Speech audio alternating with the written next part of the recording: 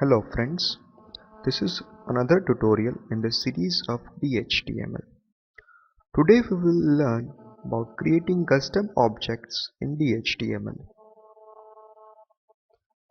An object is an instance of a class. A class represents a real-world entity. There are inbuilt classes in DHTML like image and array.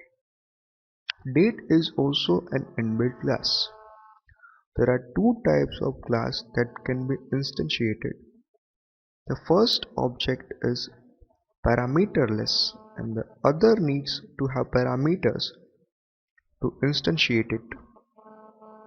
So in this tutorial, we will create our custom object and set its properties and then show the properties to the user.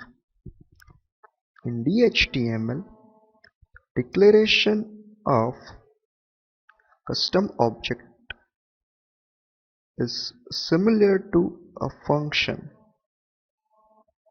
Here we are defining the object named user object.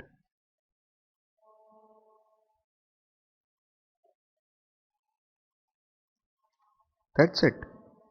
Here we have defined a custom object, but it doesn't do anything. We need to set its properties is equal to parameter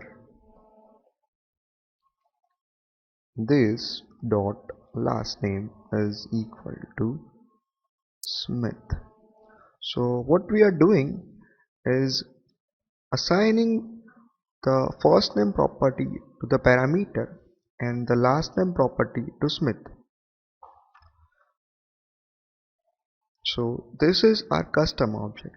Now we need to create an object, that is, we need to instantiate this object is where v is equal to new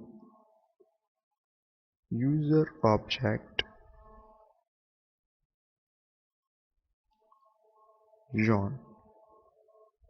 It will assign first name property with the value of John. Then we are providing the alert box v dot first name. We are basically just providing the alert boxes to show the properties of our custom created object last name. There is no need to assign the value of last name as it is already defined when we create the object.